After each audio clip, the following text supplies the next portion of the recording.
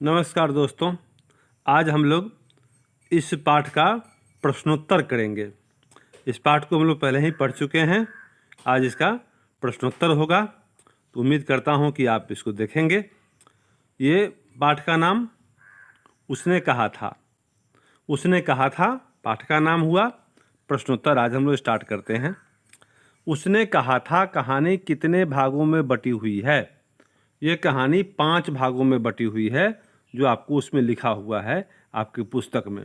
कितने भागों में युद्ध का वर्णन है, तो उसमें पहले भाग में और दूसरे भाग में नहीं है, अर्थात 3 भागों में युद्ध का वर्णन है। जैसे ये देखिए, ये कोई भाग नहीं है, इसी का उपभाग है, अलग से नाम नहीं है। इसमें युद्ध का वर्णन नहीं है। ये न्यूज है कुछ दिन पीछे, बाद में यह न्यूज छपा अखबार में, जिसको इस युद्ध वाले मैटर से बाहर रखते हैं। हालांकि युद्ध का ही न्यूज था, लेकिन युद्ध के विषय में कोई आंखों देखा हाल इसमें ना है, तो ये नीचे वाला छोड़ देते हैं। ये भी नहीं है, और इसमें भी लड़ाई नहीं है, लेकिन लड़ाई का सीन है, लड़ाई के मैदान में ही है। कौन? ये कि वजीरा सिंह की गोद में लेटा हुआ है लहना सिंह, ये सीन। तो एक सीन ये 5वां है। उसके बाद ये चौथा वाला सीन पूरा युद्ध का है, ये युद्ध भूमि का ही है, ठीक है। उसके बाद तीसरा भी आपको युद्ध का ही है, तो ये तीसरा ये भी है, और ये दूसरा भी युद्ध भूमि में ही है। भले ही लड़ाई नहीं हो रही है, लेकिन खंदक में लोग छुपे हैं, तो लड़ाई का ही सीन है। तो पहला छोड़ दीजिए, तो दूसरा, तीसरा और चौथा, ये 3 युद्ध के विषय में दृश्य इसमें हैं। तो 3 दृश्य इसके, 3 खंड युद्ध के विषय में हैं और 2 खंड ऐसे हैं, ठीक। तो ये आपको हो गया। कितने भागों में बटी है, तो 5 भागों में, और उसके 3 भागों में युद्ध का वर्णन है। कहानी के पात्रों की एक सूची तैयार कीजिए। कहानी के पात्र कौन कौन हैं? तो मुख्य पात्र है लहना सिंह, ठीक है। और दूसरी है वो लड़की जो जिसको उद्धत बोलती थी, ये कुड़माई हो गई है, पूछा था, जिसके बाद में सूबेदार जी से शादी हो गई, सूबेदारनी हो गई हो। 2 सूबेदार साहब, 3 उनका बेटा बोधा सिंह, 4 वजीरा सिंह जो सैनिक है, 5 इतना ही लेफ्टिनेंट साहब जो जर्मनी के थे और घुस गए थे, वो, तो 6, ठीक है। तो इतना ही हुआ। चर्चा हुई है कीरत सिंह की, जो लहना सिंह का भाई था। लहना सिंह के बेटे की चर्चा है, लेकिन वो सब कहानी में है नहीं, चर्चा है, नाम आया है उनका। तो लहना सिंह 1, वजीरा सिंह 2, सूबेदार सूबेदारनी और उनका बेटा 3, 3 2 5 हुए। लहना सिंह वजीरा सिंह 2, सूबेदार सूबेदारनी और उसका बेटा बोधा सिंह 3, 3 2 5 हुए। और इस 5 के बाद में चले आइए कि आपको 5 ही माने, ठीक है, 5। अच्छा, और लेफ्टिनेंट साहब जिसको बोलता है लेफ्टिनेंट साहब, वो लेफ्टिनेंट साहब हैं जो जर्मनी के सैनिक के तरफ से थे, ठीक है। तो ये 6 हुए, 6 एक्टिव हैं, ठीक है। इतना ही माना जाएगा। 6 इसमें 6 पात्र हैं जो मुख्य पात्र, जो एक्टिव हैं, सक्रिय हैं। कहानी के पात्रों की एक सूची तैयार करो। वैसे ऐसा प्रश्न एग्जाम में आता नहीं है, ये आपको आपकी पढ़ाई ठीक से हुई कि नहीं है हुई, इसके लिए ऐसे प्रश्न होते हैं। कहानी के पात्रों की एक सूची तैयार करें। लहना सिंह का परिचय अपने शब्दों में दें। ये बहुत ही महत्वपूर्ण प्रश्न है आपको, ठीक ना। तो लहना सिंह का परिचय अपने शब्दों में दें। लहना सिंह का परिचय क्या है? ये चरित्र चित्रण हुआ। तो ऐसा प्रश्न जब आवे किसी व्यक्ति के विषय में, किसी खास चरित्र के विषय में, तो आपको उसके विषय में जो महत्वपूर्ण सूचनाएं मिली हैं, वो सबको एकत्रित करना होता है। जैसे सबसे पहले लहना सिंह से हमारा परिचय होता है जब वो बाज़ार में जाता है अपने मामा के लिए दही लाने, तो वहाँ उसको उस लड़की से भेंट होती है जो 8 साल की है या 12 साल का था। उस समय ये पूछा उससे कि तेरी कुड़माई हो गई है, तो वो शर्मा गई, बोली धत, और बाद में एक दिन बोली कि हाँ उसकी हो गई है, ठीक है। तो जिससे इसको बहुत दुख हुआ। तो ये पता चलता है कि इसको प्रेम हुआ उस लड़की से। और बाद में वह फौज में भर्ती होता है, जहाँ फौज में भर्ती होते समय युद्ध होता है एक बार, युद्ध पर जाते समय सूबेदारनी बुलाती है और इसको कहती है कि मेरे पति और पुत्र की रक्षा करना, तो वह उसकी रक्षा भी करता है, भले ही अपनी जान दे देता है इस क्रम में। तो वह सूबेदारनी कौन थी? तो वही लड़की थी। तो प्रेम पाने के लिए तो नहीं हुआ इसका, उससे शादी नहीं हुई, लेकिन उसके लिए इसके दिल में, इसके दिल के कोने में सहानुभूति थी, चाहत थी। तो उस चाहत को इस रूप में इसने परिणत किया कि उसकी बात को पूरा किया, जिस पर कहानी का नाम भी पड़ा उसने कहा था। उसने कहा था मतलब उस लड़की ने कहा था, सूबेदारनी ने कहा था कि मेरे पुत्र और मेरे पति की रक्षा करना। तो ये इन बातों को पूरा किया। अब क्या लगता है? उसने वादा किया सो पूरा किया। तो लहना सिंह के विषय में लिखेंगे, लहना सिंह एक वीर सैनिक, बुद्धिमान व्यक्ति एवं अक्खड़ पंजाबी था। लहना सिंह क्या था? एक पंजाबी भी है, अक्खड़ है, खुद शुद्ध पंजाबी बोलता है, और वह वीर सैनिक भी है, वीरता है उसमें, और एक अच्छा व्यक्ति भी है, बुद्धिमान व्यक्ति भी है। कैसे? युद्ध के मैदान में उसने बुद्धिमत्ता का परिचय दिया था, नहीं तो उसकी सैनिक छावनी पूरी तरह से उस दिन बर्बाद हो जाती। उसको बचाने का श्रेय इसी को जाता है। तो लहना सिंह एक अच्छा प्रेमी भी था। उसने अपनी जान दे करके भी अपनी प्रेमिका को दिए वचन को पूरा किया। वह एक सभ्य इंसान था। जब उसकी प्रेमिका ने बताया कि उसकी सगाई दूसरे से हो गई है, तो भले ही मन बेचैन हो गया, लेकिन मुख से कुछ भी अपशब्द नहीं बोला। नहीं तो आज की जो फिल्में हैं, इसके अगर हीरो होते तो फिर ज़बरदस्ती धमकी देने लगते कि मैं तुझको ज़बरदस्ती तुझसे शादी कर लूँगा। ऐसा उसने नहीं किया। मतलब वह एक सभ्य इंसान था, भला इंसान था। तो लहना सिंह क्या हुआ? वीर सैनिक, महान व्यक्ति या बुद्धिमान व्यक्ति, और अक्खड़ पंजाबी। उसे अंग्रेज़ों में पूर्ण भरोसा, पूरा विश्वास था। जब ये मौलवी साहब जो गांव में आए थे, वो जर्मनों की बड़ाई करते थे, जर्मनों की तरफ से भारतीयों को लड़ने के लिए तैयार करते थे, तो उनको उसने गांव से भगा दिया था। मतलब अंग्रेजी सेना में से पूर्ण विश्वास था। जिसका नमक खाया उसका नमक का शरीयत भी देना वह जानता था। ठीक है। तो इस प्रकार से हम देखते हैं कि लहना सिंह एक महान व्यक्तित्व है, जिसने अपनी जान देकर भी बोधा सिंह और सूबेदार साहब की जान को बचाया। इसलिए लहना सिंह को नमस्कार करना चाहिए हम लोगों को। तो ये सब कुछ है। मतलब जब व्यक्तित्व के विषय में लिखने के लिए आवे, जो भी उस व्यक्ति के विषय में लिखा है पाठ में, उस सब को हम लोग लिखेंगे। ठीक है। अच्छा आंसर का मतलब है कि आप सारा पॉइंट्स लिखिए, सारी बात लिखिए, और शुद्ध हो सेंटेंस, व्याकरण के दृष्टिकोण से सही होना चाहिए, और लिखावट आपकी सुंदर हो। एग्जाम में अंक लाने के लिए ये पहला फंडा होता है लिखावट। हैंडराइटिंग का बहुत बड़ा महत्व है। हैंडराइटिंग अच्छा अंक लाने में वो बहुत बड़ी चाबी साबित होती है। तो पाठ से लहना और सूबेदारनी के संवादों को एकत्र करें।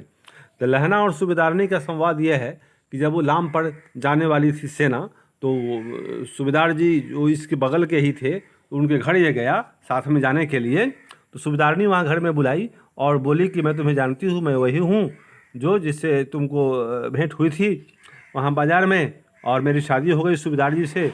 मेरा एक ही लड़का है अभी, ये बोधा सिंह, और मेरे पति हुए, ये दोनों युद्ध पर जा रहे हैं, तो कृपया इनका ख्याल रखना युद्ध की भूमि में। ये दोनों के संवाद हैं। आप संवाद दोनों का है, आप इसको एकत्र करेंगे। कल देखते नहीं वह रेशम से कढ़ा हुआ सालू, यह सुनते ही लहना की क्या प्रतिक्रिया हुई। यह सुनते ही लहना चुप हो गया, क्योंकि लहना मन ही मन उस लड़की से प्यार करता था। वह भी ख्वाब देखता था कि उसे शादी करेगा। लेकिन जब उसने कहा कि देखते नहीं यह रेशम से कढ़ा हुआ सालू, तो लगा कि ये डिस्कनेक्ट हो गया ये लहना सिंह का लाइफ उस लड़की से। तो वह भीतर ही भीतर मन ही मन बेचैन हो गया। इतना बेचैन हो गया कि रास्ते में जाते हुए एक लड़के को उसने नाला में धकेल दिया, एक महिला से टकरा गया, उद्धत हो गया। तो उसकी इच्छा यहाँ पर जो है सो बर्बाद हो गई थी। तो इसका मतलब ये हुआ कि उसका दिल टूट गया था, वह बहुत ही अव्यवस्थित हो गया था थोड़ी देर के लिए। हालांकि धीरे धीरे वह संभल गया। जाड़ा क्या है? मौत है। और निमोनिया से मरने वाले को मुरब्बे नहीं मिला करते, वजीरा सिंह के इस कथन का क्या आशय है? मुरब्बे का मतलब है नहरों वाली ज़मीन। नहर के वाली जो ज़मीन होती है वो ज़्यादा उपजाऊ होती है, अच्छी मानी जाती है। तो वजीरा सिंह बोला कि जो लोग निमोनिया से बीमारी से मर जाएंगे युद्ध भूमि में, उन्हें इनाम में सरकार कुछ नहीं देती। इनाम उन लोगों को मिलता है जो युद्ध भूमि में लड़ते हुए मरते हैं, जो गोली खा करके मरते हैं। ये बात है। बीमारी से मर गए, ठंड से मर गए, तो उससे इनाम नहीं मिलेगा आपको। इनाम तब मिलेगा जब आप देश के लिए लड़िएगा, मतलब गोली खा के मरिएगा। ये मतलब है इसका। जरा क्या है, जरा आएगी तो मौत आ जाएगी निमोनिया बन करके। लेकिन जो निमोनिया से मरेंगे उनको मुरब्बे नहीं मिला करते। मुरब्बे मतलब इनाम। नहर के किनारे ज़मीन होती है, उसको बोलते हैं वहाँ पंजाब में मुरब्बा। कहती हो तुम राजा हो, कहती है तुम राजा हो, मेरे मुल्क को बचाने आए हो। जिस ये ब्रिटिश महिला ये की बात ये हो रही है, वो वजीरा सिंह को हमेशा बोलती थी कि तुम राजा हो, मेरे मुल्क को बचाने आए हो, क्योंकि अंग्रेज़ों की लड़ाई जर्मनों से हो रही थी। तो अंग्रेज़ी जो भी लोग थे वे अंग्रेज़ों के साथ लड़ने वाले सबों को इज्जत की नज़र से देखते थे। इसलिए वो महिला बोलती थी कि तुम राजा हो, मेरे मुल्क को बचाने आए हो, मतलब अंग्रेज़ों को बचाने आए हो। वजीरा सिंह या भारतीय फ़ौजें जो अंग्रेज़ों के पक्ष में लड़ रही थीं, वे अंग्रेज़ों को बचा रही थीं जर्मनों से। ये कहने का मतलब है। लहना के बीच में, लहना के गांव में आया तुर्की मौलवी क्या कहता था? लहना के गांव में जो तुर्की मौलवी आया था वह जर्मनों की बड़ाई करता था और जर्मनों से भारतीय रिश्ते को हाईलाइट करता था। जो सुन करके लहना सिंह को अफसोस हुआ, दुख हुआ, क्रोध आया और जर्मनों की बड़ाई करना और अंग्रेज़ों के खिलाफ माहौल बनाना, लोगों की मानसिकता को बदलने का प्रयास करना, जर्मनों के पक्ष में बोलना और अंग्रेज़ों के खिलाफ में बोलना, ये लहना को बर्दाश्त नहीं हुआ।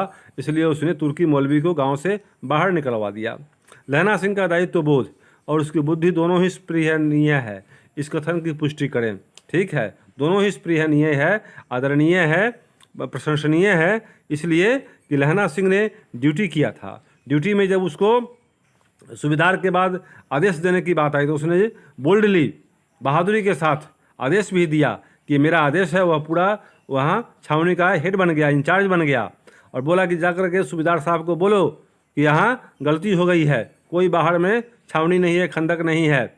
और वहाँ पर उसने अपनी जान पर खेलकर बुद्धिमत्ता का परिचय भी दिया। लेफ्टिनेंट साहब से लड़ने में कैसे उनको मार डाला और गोली भी चलाई उसमें बहुत फुर्ती के साथ, नहीं तो उसने उसकी छावनी बर्बाद हो जाती। ये सब हम लोगों ने देखा है। अंत में लहना सिंह का दायित्व था कि वो अपने सैनिक के लिए, अपने देश के लिए, अपनी छावनी के लिए लड़े। और बोधा सिंह और सूबेदार के संबंध में जो उसने सरदारनी से, सूबेदारनी से वो वचन दिया था, उसको भी उसने पूरा किया अपनी जान दे करके। तो इस प्रकार से लहना सिंह दायित्व को भी निभाता है, उत्तरदायित्व को भी, जो लड़ना उसका दायित्व है। और बुद्धि भी बड़ी तेज थी, जो युद्ध भूमि में हमने देखा, उसको युद्ध कौशल भी था, गोली चलाने में भी फुर्ती थी।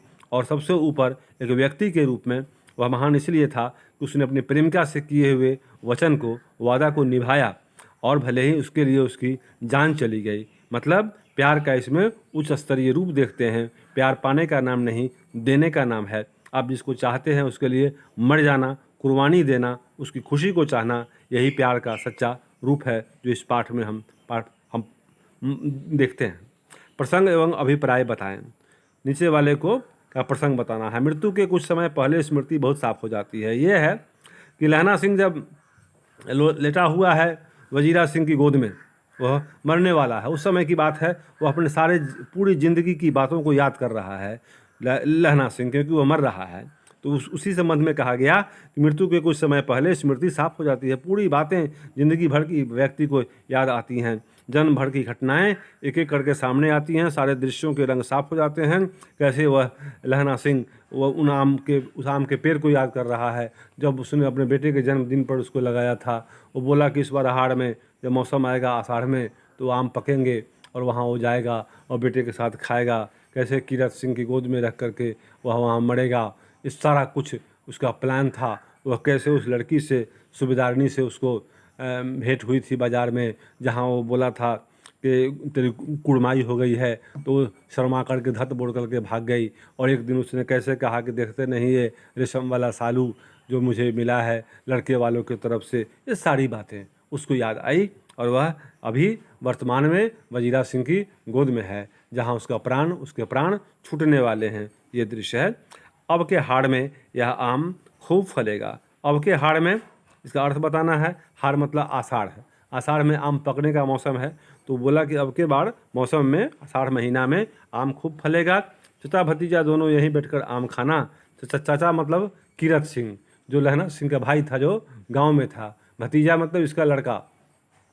जितना बड़ा भतीजा है उतना ही यह आम है। इस महीने उसका जन्म हुआ था, उसी महीने मैंने उसे लगाया था। लहना सिंह ने अपने उस आम के पेड़ को याद किया जिसको उसने अपने बेटे के जन्मदिन पर लगाया था। तो दोनों की उम्र बराबर हो गई। तो वो बोला कि चाचा और भतीजा मिलकर के आम खाना इस बार के मौसम में। ये भी उसको याद आ रही है मरने के पहले। ये 10वां प्रश्न है, उसी का ये सेकेंड रूप हुआ, उसी का सेकेंड पार्ट हुआ। अब इसके बाद के प्रश्न हम लोग देखते हैं।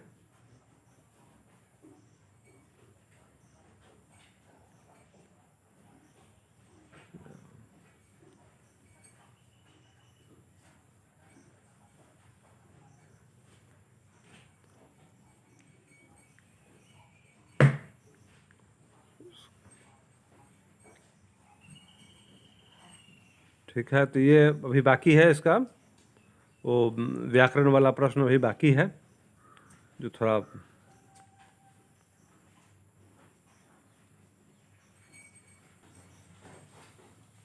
ठीक है। तो अब हम लोग इसमें देखेंगे इस भाषा की बात से। निम्नलिखित शब्दों से विशेषण बताएं।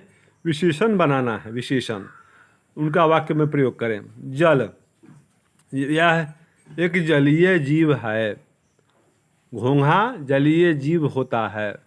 धर्म से धार्मिक, उसकी धार्मिक बातें मुझे बहुत अच्छी लगती हैं। नमक से नमकीन, समुद्र का पानी नमकीन होता है। विलायत, मैंने एक विलायती बाबू को मैदान में देखा। फौज, उसकी फौजी वेशभूषा बड़ी खूबसूरत है। किताब, उसका ज्ञान किताबी है। दिए गए शब्दों के समानार्थी शब्द लिखें, उसी के बराबर का अर्थ वाला। मुर्दा, शव, लहू, खून, घाव, जख्म, झूठ, असत्य, चकमा, धोखा, चिट्ठी, पत्र, घर, भवन, राजा, नरेश, रचना, कृति। कृति क में क्री, ये क और इसमें ऐस है, और ये कृति। रचना के आधार पर इन वाक्यों की प्रकृति बताइए। राम राम, यह भी कोई लड़ाई है। तो एक ही सब्जेक्ट और एक ही कर्ता और एक ही वर्ब, इसलिए यह सरल वाक्य। ये पहला सरल वाक्य। परसों रिलीफ आ जाएगी और फिर 7 दिन की छुट्टी और से जुड़ा है 2 पार्ट। तो ये हो गया संयुक्त वाक्य। ख वाला संयुक्त, क वाला सरल। कहती है तुम राजा हो, मेरे मुल्क को बचाने आए हो, यह है मिश्र वाक्य। घ, इस पर लड़की कुछ आंखें चढ़ाकर धत कहकर दौड़ गई और लड़का मुंह देखता रह गया। इस पर लड़की, ये भी आपको संयुक्त वाक्य। घ संयुक्त। हाँ, देश क्या है? स्वर्ग है, ये मिश्र वाक्य। मैं तो बुलेल की खड्ड के किनारे मरूंगा, ये आपको सरल वाक्य। तो ये वाक्य रचना, वाक्य का की जो बनावट होती है, इसके लिए वीडियो अलग से भी बनेगा। ये पाठ में प्रश्न दिए गए हैं, इसलिए मैंने इनका समाधान किया कि आपकी तैयारी होती चले। वैसे ये वाक्य कितने प्रकार के होते हैं, वाक्य की बनावट कैसे होती है, इसके लिए व्याकरण सेक्शन में मैं वीडियो बनाऊंगा, बहुत जल्दी आपके लिए प्रस्तुत करूंगा। इंतजार करें, थोड़ा सा धैर्य रखें। उत्पत्ति की दृष्टि से इन शब्दों की प्रकृति बताएं। उत्पत्ति की दृष्टि से होते हैं तत्सम, तद्भव, देशज, विदेशज। ठीक है, संकर। तो ये आवाज़, आवाज़ शब्द है आपको, ये विदेशी। कयामत, ये भी विदेशी। आंसू, ये आपको हो गए तद्भव। दही, तद्भव। बिजली, तद्भव। क्षयी, तत्सम। बेईमान, तद्भव। सोते, देशज। बावलियाँ, देशज।